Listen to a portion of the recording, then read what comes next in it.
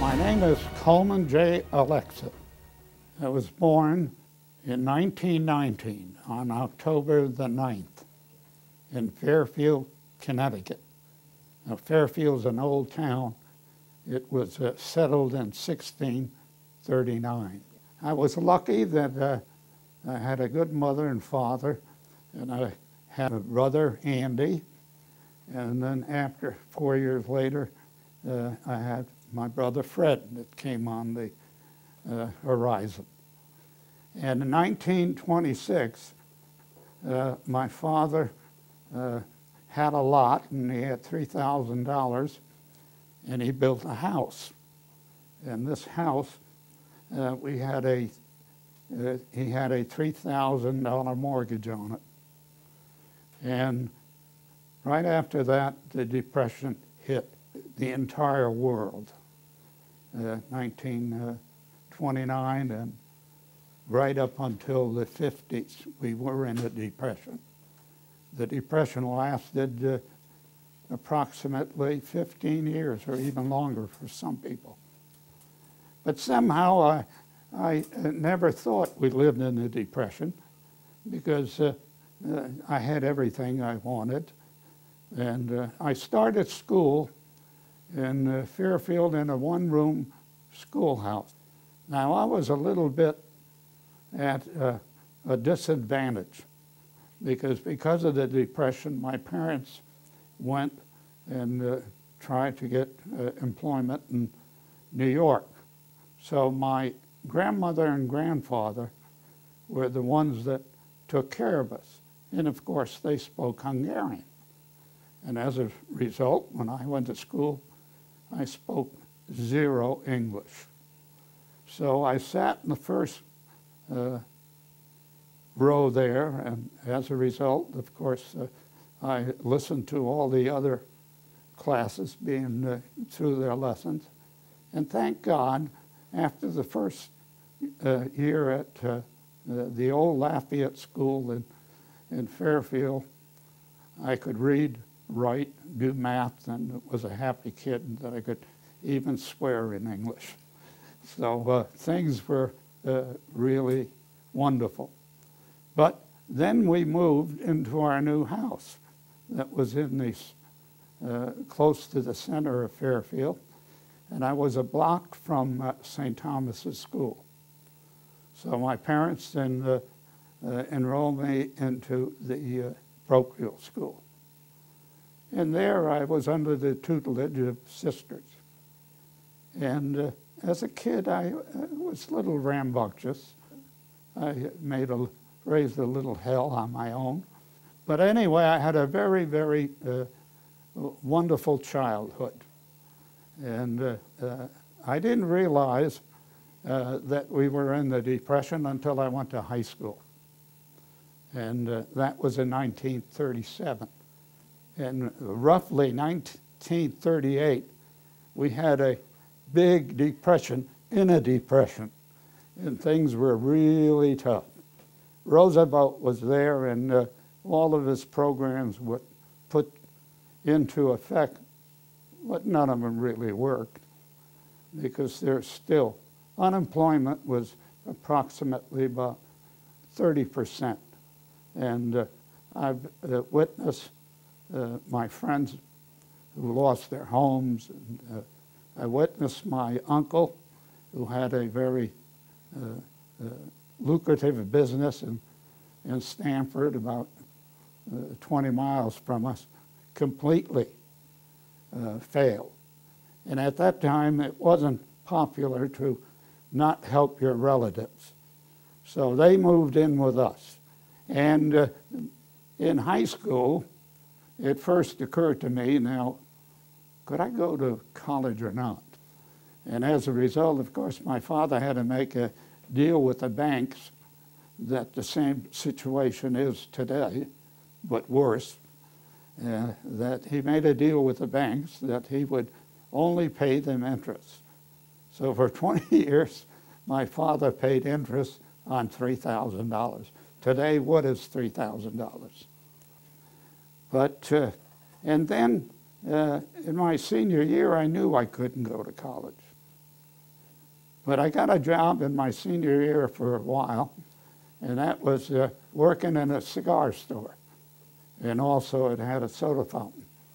So I was the soda jerker in that soda fountain. I worked after school from about 2 o'clock to 6 every day, all day Saturday and Sunday, and I had $5. But it was $5 more than the rest of them had. So I was quite a rich guy at that time with $5. And I occasionally got a job with General Electric. I always called it General Electric. And it was only seasonal.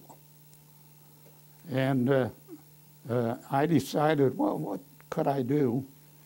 And as a result, of course, I finally found out maybe I'll become a chiropractor.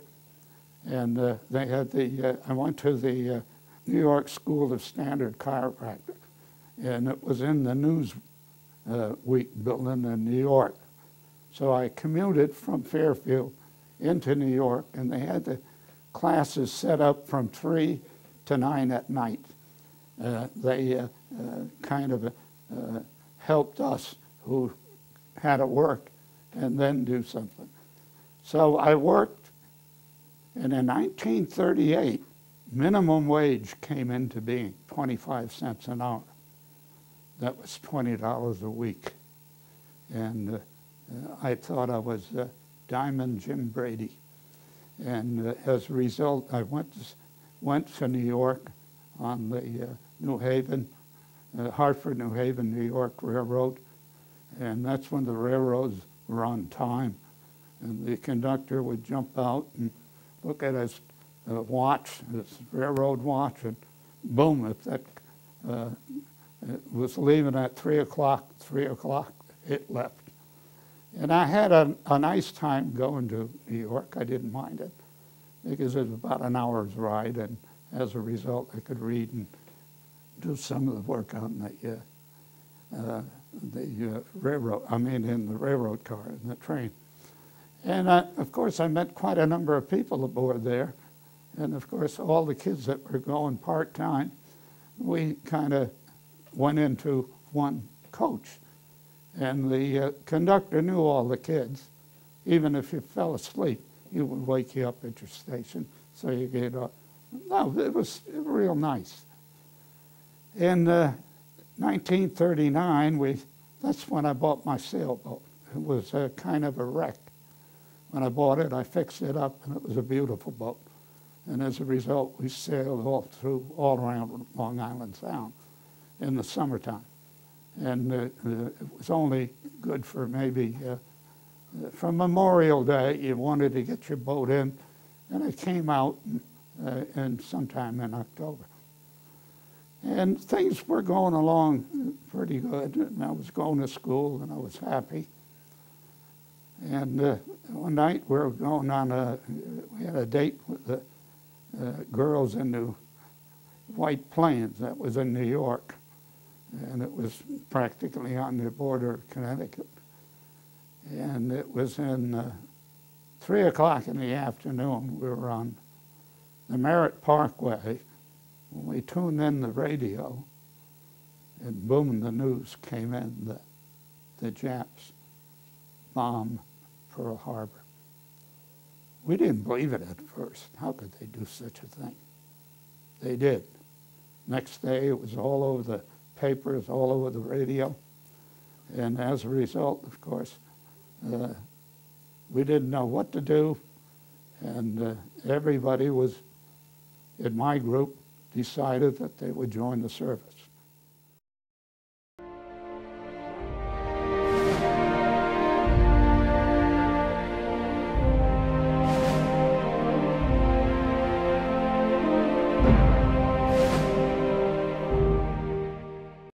Some of us went into the Marine Corps, some into the Army, some into the Air Corps, and some into the Navy. Well, I chose the Marine Corps. And in February of '42, I went aboard the train to USMC. And we got off there, and we got on the USMC. This is in North Carolina, the USMC Railroad. We went in and we got off and were met by a Marine Corps sergeant. And he got us all lined up, and he decided he'd give us a little lecture. And his only lecture was, I want you to hear this, and I want you to remember this. Your heart belongs to Mommy, but never forget your ass belongs to the Marine Corps. And off we went to Parris Island. And my first night there, I didn't sleep too much. And I'm sorry I didn't, because we got up 4 in the morning. And 4 in the morning, it was dark.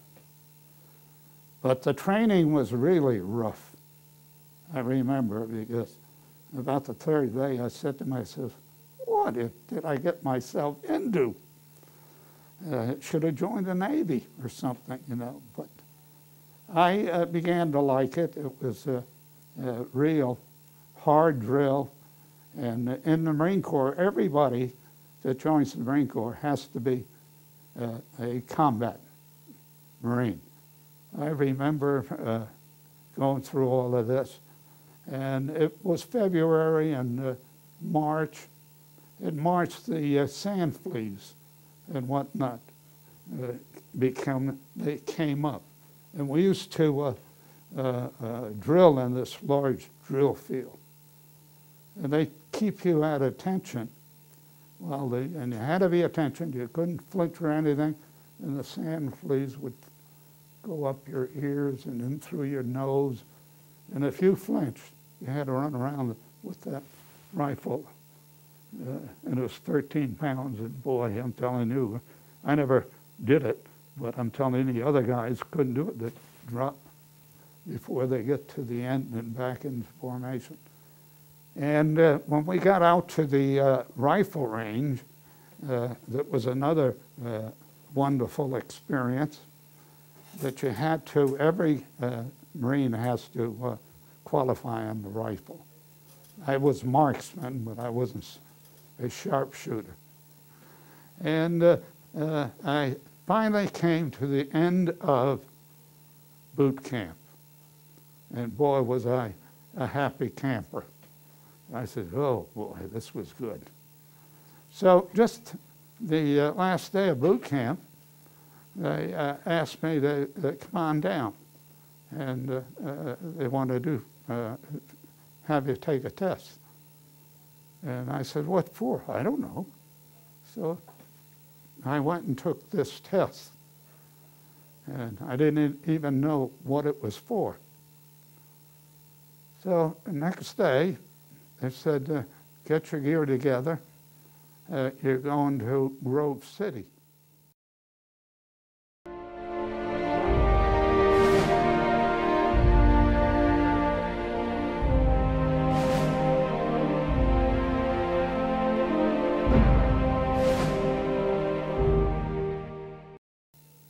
Well, I didn't even know where Grove City was. During the war, people didn't travel. So I asked somebody, they said, it's in Pennsylvania. I didn't know where, but I got on the train, and I said, well, here I go. I don't know whether how I'm going or what I'm going to do, because I'm going to school there. And here I am. I got off in Grove City, and I reported to the naval, I think it was a lieutenant at that time. He was a commander there. And they told us what we're going to do. We're to study electric and engineering, and that was the first phase of radar training that we had. On Sunday, you couldn't do anything but go to church. You couldn't wash, you couldn't hang out laundry, you couldn't do any of this yet. And of course, we didn't, because we all went to the Elks Club. And the Elks Club had slot machines and beer and booze, and all the good saints in town were there enjoying themselves. And we visited it a couple of times.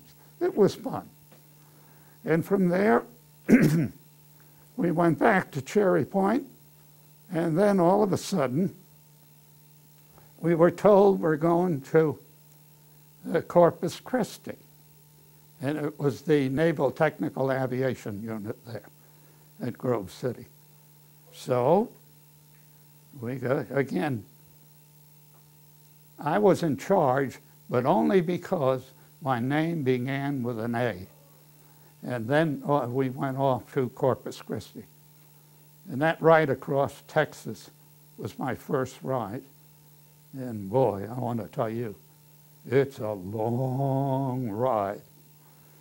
And I was anxious while looking out the window as we were approaching Grove City.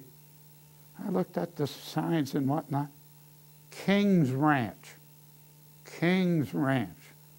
Well, King's Ranch must have went maybe 1,000 miles.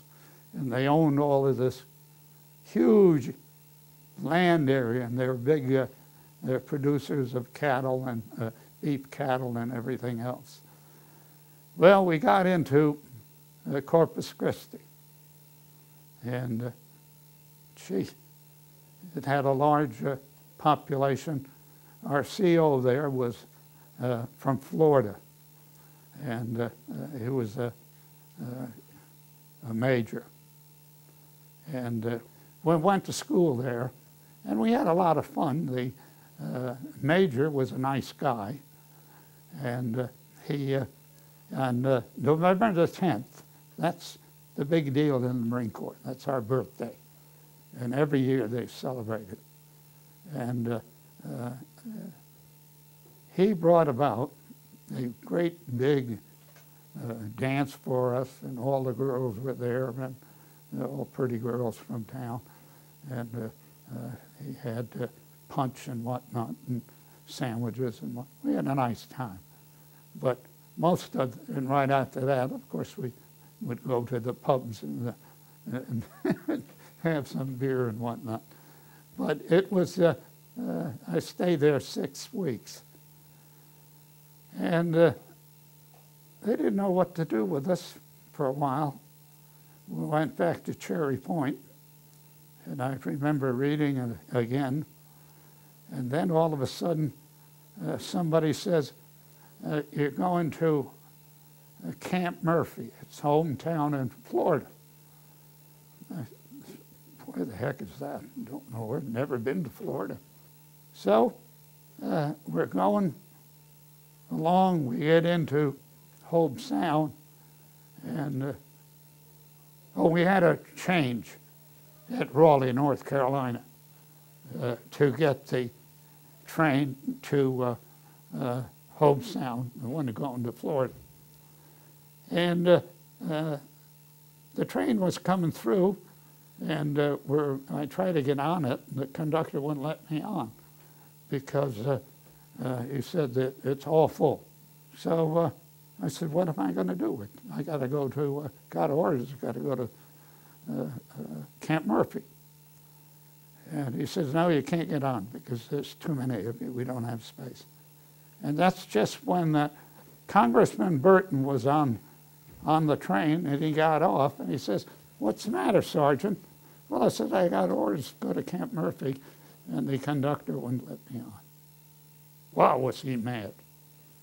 He called up the president of the railroad, and at that night, the Silver Meteor, that was a fast train, no-stop train, from New York to West Palm and Miami. And all the people from the north were going to Florida even then for the sunshine. And I'll never forget it. They had all of these lights and red lights and everything around, and we were there like little peasant boys, and this great big diesel pulls in, it's the Meteor, and it was going to Florida. And the people aboard it was at night, didn't know what the heck was happening. So Congressman Burton put us on the train, and the conductor said, no way. He said, put them in the dining car, and then we're in the dining car until we reach West Palm. And from West Palm, we were shipped, we were bused into Hope Sound and Camp Murphy. Now it was quite a big camp. It was, the facilities weren't too good, and our homes were just wooden shacks practically with tar paper on them.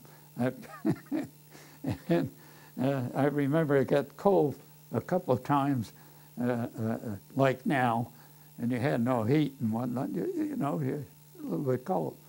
Well, anyway, we were there, and we were to study the mobile radar. Now, mobile radar is like it's on a trailer, and it's all a car and a house, and in this was the mobile radar that was used in the South Pacific. And by us, it was used to track both the Japanese planes and also to their Navy in what we call the slot under the Coral Sea. We used to get up 5 in the morning to go to school, from 5 to 2. And as a result, from 2 on, they let us do what we wanted to do. And I was swimming one day, and of course, Florida has many Portuguese man-of-war, seemed to be in. Well, I didn't know what the heck they were. Jellyfish. Jellyfish up north didn't bite. Well, this one stung me. Holy mackerel. So I come yelping into the women, of course, used pneumonia, and I took it away. And was I happy? And I must say that all the people on Jupiter Island were very good to all of the sailors, Marines, whoever went there, and the soldiers. And I could say that again because I was very impressed with their hospitality and also the generosity. But the wildlife and the growth here, especially through that area, and also on the Jupiter Inlet, was beautiful. And this young lady that I forgot her name lived there, and we used to go there off time on Sundays. The instructions that we got at Camp Murphy, of course, helped us when we got back to when we went overseas. So when we were through there, we were given orders that we report to, well, we went to Cherry Point again, and from Cherry Point, we were given orders to go to Miramar. That's outside of San Diego. And we have a Marine Corps base there. And at Miramar, when we got there, all we did was march. But there we are, and going out there in San Diego and waiting for our orders to leave. Well, we got them. And our orders were to go aboard this Schemmelsdijk. Now, what was the Schemmelsdijk? It was a Dutch ship, and it was a delightful journey. We had 2 meals, one in the morning, one in the afternoon, and 1 canteen of water. So finally, it became a little bit better because we got to the Fijis. Then from there, we went to New Caledonia, and we stayed there about a week. And then a few days later, again, we got aboard another ship. I forgot the name of it. And this took us to Guadalcanal. And it was up the slot, and it was very dangerous because it was called Torpedo Alley, because the Jap subs were very active and torpedoing the ships that went through this area called the slot. And we got off at out in the bay in Guadalcanal because they had no harbor there. So we got off the ship by barge, and nobody knew what the heck we were going to, where we're going or what we're doing. And finally somebody said, yeah, you're going up to the Russell Islands. And somebody said it's about 50 miles from there. So we had no food, and somehow I found a whole big box of Nestle chocolates. So we got aboard this particular ship and took the box, this whole carton with us, and we're eating it. But then we wanted to have water. There was a big raid over Guadalcanal that night.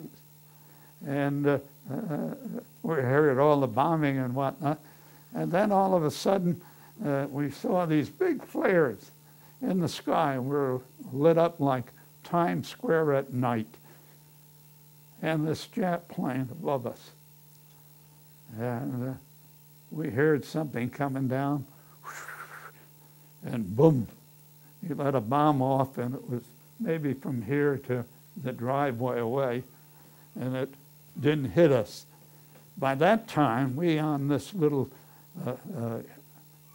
boat, the ones that were astern were going to the bow, and the kids that were, the Marines that were at the bow, and were running to the stern. We were all trying to hide, and there was no place to hide. And it had a canvas covering. Everybody thought it was metal or something. They hid under there. And some got bruises and whatnot. And that was our first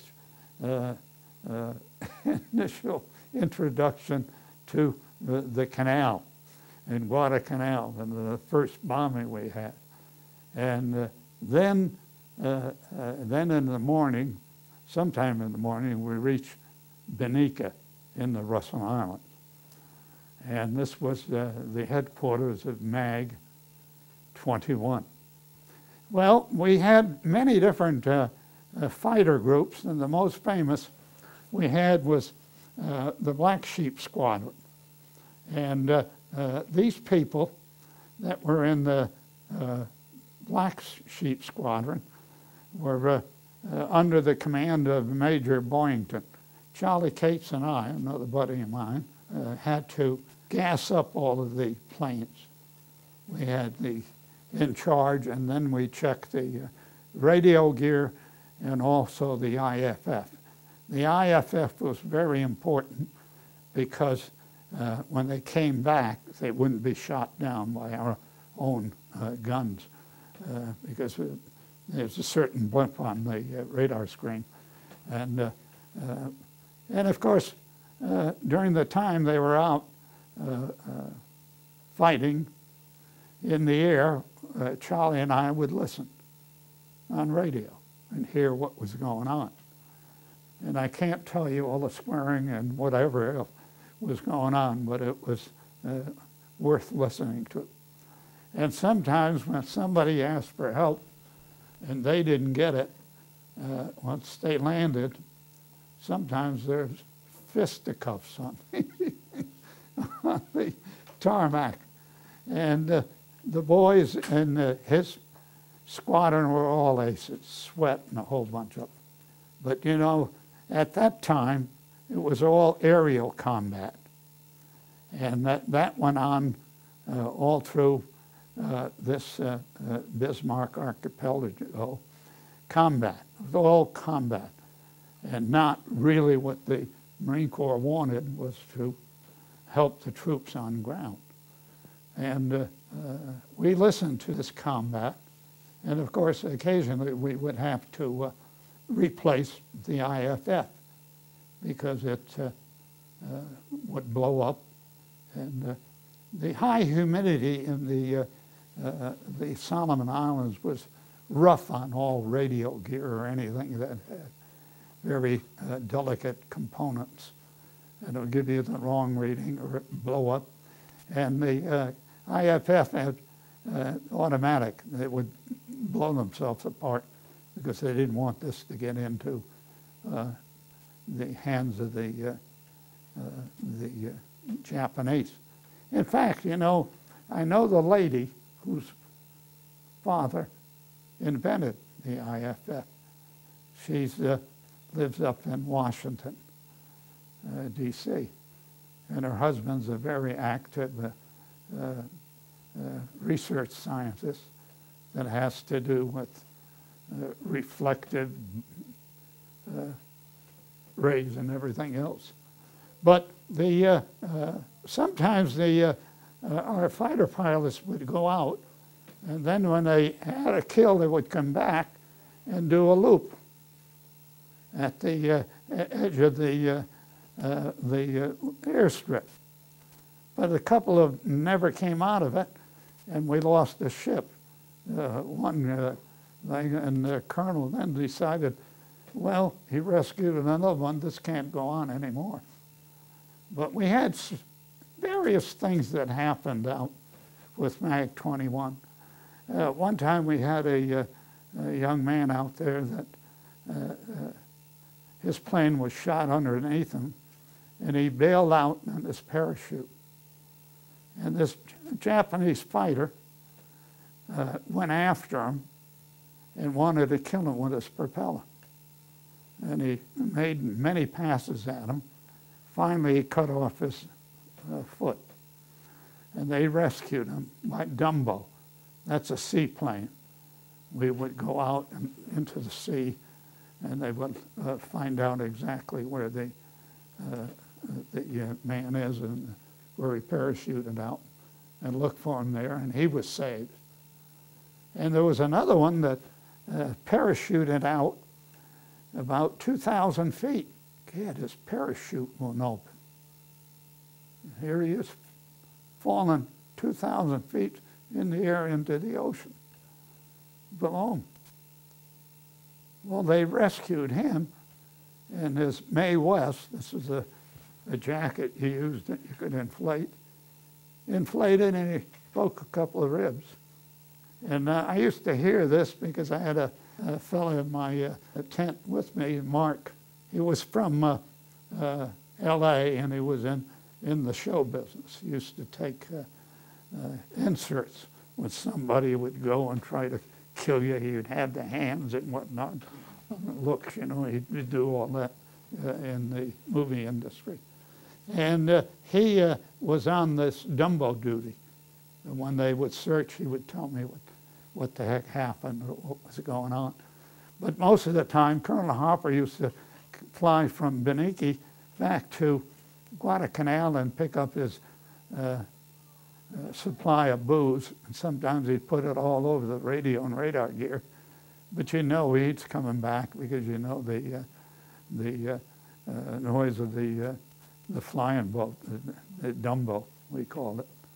So we had quite a number of rescues like this. And it was interesting because we knew about it. Now, we were on different duties. Sometimes we were in the transmitter shack that was all alone in the wilderness. And I was there one night. It was a big attack. And all of a sudden, I hear this bomb go off. And it must have been about 50 yards from me. It was a dud. And you weren't supposed to leave the transmitter room. And you knew everything was happening because you had these vacuum tubes at that time. And a little added information. That's where Forrester invented it at Grove City College. And that's how come we went there. But here we are, and I'm all alone, and I'm on the 11 to 7 watch. And of course, our generators were all sandbagged and bomb-proof. So I said, the hell with this, I'm going to hide under there. And I listened and listened and sweated and listened and listened. Finally, I got up, and it was a dud. It was a good thing it was. But was I scared? Yes, I was scared. And I sweated a little bit and wondering what's going to happen. But then we were put on the land radar unit out on the western part of the island, Benica. It was a great big, on top of a great big hill there and a big slope on it. So we set that up, and we had to, of course, the radar where it goes this way. We were on the scope, and we had to change it periodically. And you'd always know when a raid was coming because you pick up the planes on it. And it was a pretty good duty because you're on, and for X amount of hours, how much could you look at a scope, you know? You get tired and you get to, so there'd be somebody else to take your spot. And just below us, about a mile where we were, there was Yellow Beach, they called it. Now, Yellow Beach was the docking place for PT 109, the PT boats that were sent out and trying to landmine and kill off the Japanese as they were coming in. And they were fast boats. But you knew who was an ensign on PT boat 109? JFK. Now, JFK was the commander on one of these boats. And he screwed up, and a Japanese cruiser cut him in half. And as a result, of course, one part of the boat went one way, and the other part went the other way. And JFK saved one of the crew members. Later on, he got a Silver Star for it. But in the Marine Corps, they have a name for it. I won't use it here, but the people know it anyway. But he was responsible for that boat being cut in half because he screwed up. But anyway, I just thought that I would tell you this little side bit. And then we went back to our job at the base there. And the Colonel Harper had a very nice thing going. And I was lucky. He got a hold of an island boat. And it was quite a nice boat that the traders used for inter-island communications and also to bring food and every supplies to the different pilots. And he got a hold of it, and my friend Bob Boyle, another fellow from Fairfield, Connecticut, was in my outfit. And he ran that boat. And I have pictures of it. And during our spare time, we were able to go and out on the boat. We could fish, and we could visit the native islands and have a good day fishing. And I used to like to go out to fish sometimes and help the natives out by throwing in a few grenades, and the fish would come up and they would collect them, and they would let me ride in their outer rig canoes, and it was fun. So we had all kinds of different ways of entertaining ourselves. And of course we had movies once in a while, and most of the time it would rain. You'd have to put on your ponchos and your helmet. So this was Beniki. And then, of course, we spent, I don't know how many days there. We were then ordered to go back to Ifadi, and this was in the New Hebrides. Now, Ifadi was the main Marine Corps, main headquarters of MAG 21. Now, why was Ifadi very important? Well, there was a base there for the Navy. And the Navy, of course, had quite a big base there. And did you ever hear of South Pacific, the musical? That might be revived, but it was a very, very popular Broadway show, South Pacific. And it had to do with a planter in South Pacific, because the crop there was copra, and copra was the main crop, the coconut meat. And she was a Navy nurse that fell in love with a planter on the island. It was a very, very popular Broadway show, and it ran for a long, long time. So then from Ifadi, we were there quite about 3 months. And all we did there was clean up the place and go to school for more radar or train people. And then from there, of course, we boarded ship, and we didn't know where we were going. So we stopped off at the canal again, and then we aborted the ship again. And aboard ship, you had 2 meals and a canteen cup a day, and that was all. So we went as far as Ifadi, and we learned that later on, I learned that we're supposed to be in on the invasion of Guam. But things weren't going too bad. We're going awful in Saipan, and they couldn't do Guam at the same time, so they held it up until things were quiet and taken over in Saipan. And it was a hard war in Saipan because the Japs fought very hard there. And we went aboard ship again, and we waited, and then finally we got up to where we were supposed to be on Guam. Saipan was finally taken, and we were aboard ship on Guam.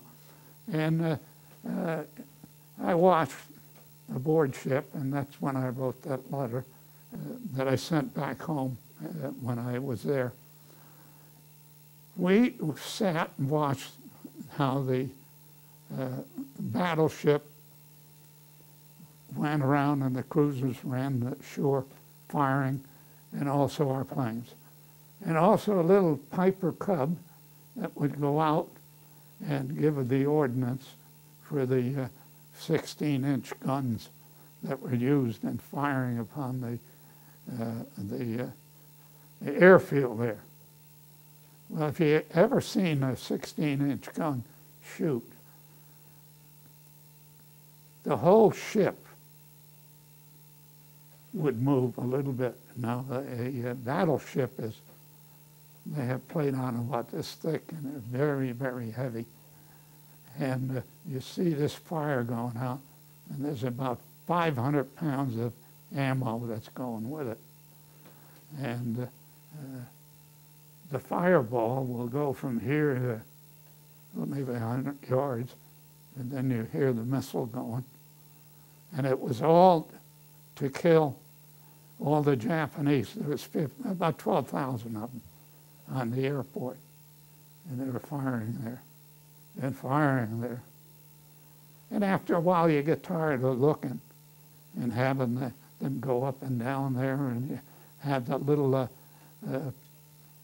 this little Piper Cub up of telling the coordinates back to the ship where to fire and whatnot. So finally, somebody, the guy that was in charge of our outfit, Mag 21, decided that he wanted this LCM. It was a large troop carrier, LCI. And it was aboard ship, and the dumb first sergeant says that, oh, Alexa, he knows all about the sea and how to work. Well, I had a sailboat back home. I didn't have this massive LCI when I got to, I said, I don't know how to run that. Well, he said, the Navy will teach you how to do it. So I go down the ladder, and I get aboard this rope ladder, and it's tough to go down a rope ladder because the rope goes up, and your one foot's down here, and the other's up here. And at the same time, your rifle's hitting you in the head, and something else, and you're supposed to come down and drop into this boat.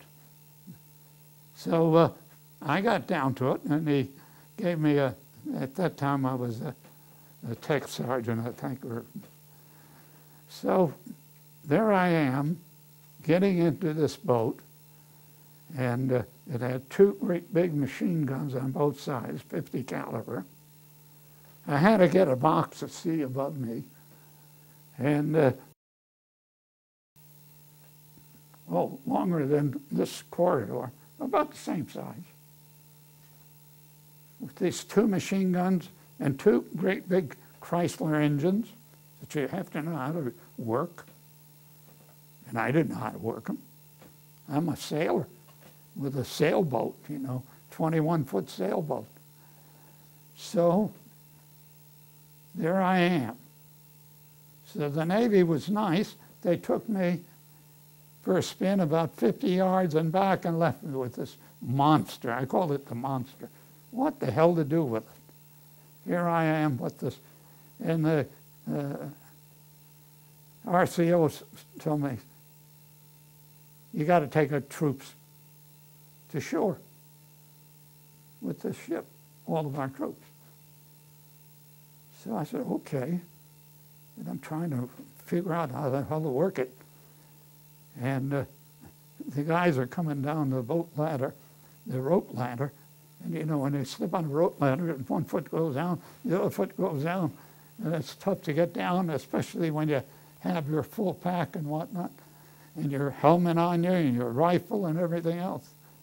Well, here they're coming down the ladder, and I'm heading for that boat, and I don't know what the hell to do. And when they see me coming for them, they're going up the ladder and fast and swearing all the time. And I hit the ship. I put a big dent in it. And they're hollering at me, swearing. I won't use all their expressions, but they're going to kill me, because I always killed a couple. So finally, I try to get the knack of it, because you got to wing it right too, you know, and the Navy knows how to do it. And they could do it right over against the ship and no trouble at all. But here I am, a 5-minute novice trying to maneuver this big monster. So finally, I almost killed the kid that was supposed to help me, because he got lost on the rope. And if I went against that ship, I would have killed him, mashed him to bits.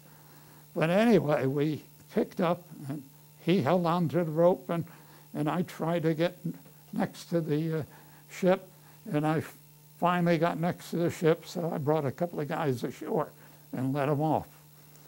And then I said, gee, I can't do this. I'll kill all these guys. So what to do? I tried to figure it out myself, by myself out there, and this big monster, and knowing how to do it. So the next try was a little bit easier. And as a result, of course,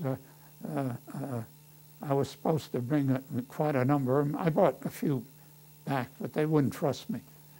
And of course, I lost my sea bag, because everything I had in it, and somebody ripped it open and took everything I owned. So there I am with a pair of shorts and a t-shirt on and my shoes, and with this big monster. And the dumb captain tells me nothing else. So I learned how to run the boat, and finally I was quite adept at it. So my duty was to bring anything ashore that I could. So I did, and as a result, before I would get rid of the load, I would take up everything that we wanted for ourselves also, which was acceptable to me, but if I got caught, I would have been court-martialed. So our tent had everything we needed, because we had plenty of stuff, you know, that we just took. And I had a lot of fun, but then I didn't have anything to do one day, so I went up the channel, I should say, and gee, I came upon a whole bunch of Chamorros. They're the natives of Guam, and they were in the intern camp. And as a result, I picked these people up and kind of saved them. And as a result, of course, they used to wash my clothes for me when I was there, and all my buddies. So we always had clean clothes, and all the other guys were dirty, and because it rained and it was muddy. And these people were real nice, and I took them, and after that, we're with the boat for quite a long time, and as a result, because I always go through the cargo to make sure that I know what I would get and what I would keep. And we had quite a bit of fun with it. So the major says, well, take it down and paint it. So I got some paint and was painting it. And I was in shorts and without a top on it. And that's when Nimitz was there. Admiral Nimitz conducted the Pacific War, and he was like God. So he was on the island, and I didn't know it, and I'm painting like the major wanted, and somebody hollered at me, "Hey, Marine, what are you doing with that boat?" So I called up and used a little swear word and says, "None of your business." Gee, I looked up, and there I see all of these guys with machine guns and everything guarding Nimitz and his group. And he says, take that boat to the boat pool. And by that time, I'm standing at attention.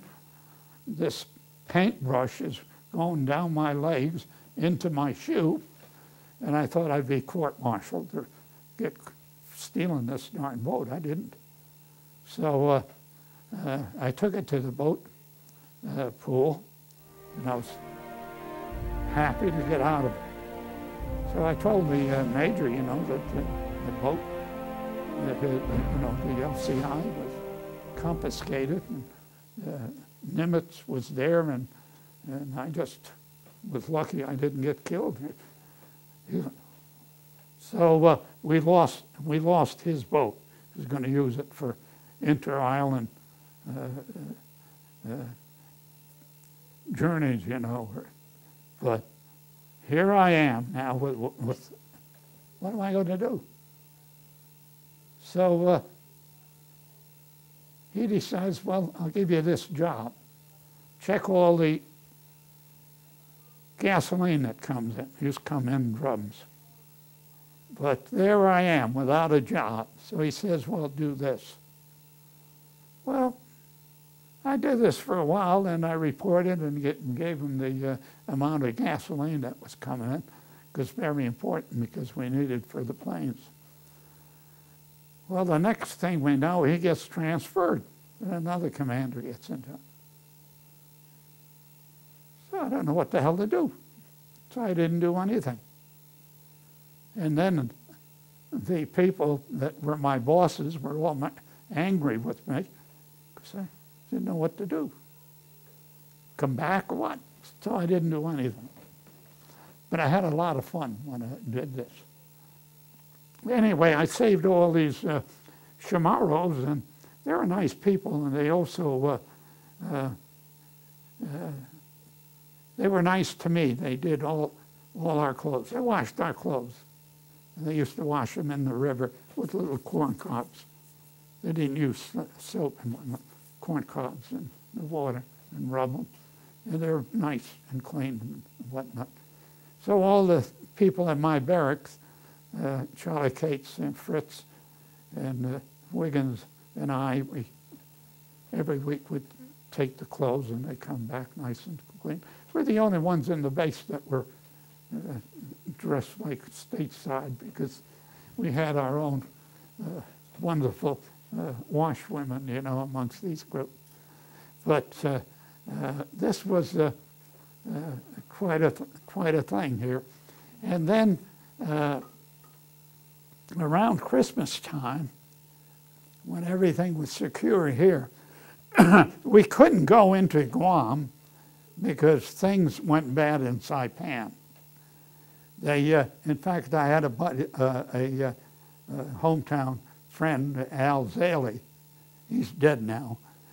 He was in the war in Saipan. And this was a bad war, because the women and whatnot in Saipan used to jump off the cliff with their babies and everything else, because the rumor there was that the Americans would kill and eat your kids and cut off your arms and everything else. So they, instead of doing that, with their whole families would commit suicide. And these cliffs were quite high, maybe 100 feet or better. And you see them just dropping off. And things weren't going too well. But Jack Bischoff was with the 3rd Division. And their job was to invade Iwo Jima. And we didn't know that. They didn't know that.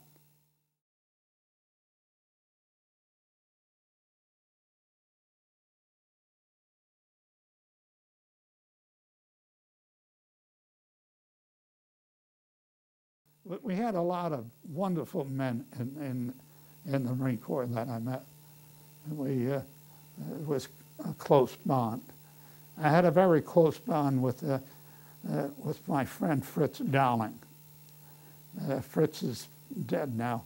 Most of my people are all dead. I'm 89, and I'm lucky I'm still here. But a lot of them died around their 80s and whatnot. And had other characters. We had one fellow in our outfit, Jim Milner. I can't think of his name. And he was from Massachusetts, and he was very holy. He was a Catholic boy, very holy. And of course, in the Marine Corps, we swore quite a bit. And every time he swore, he blessed himself and prayed.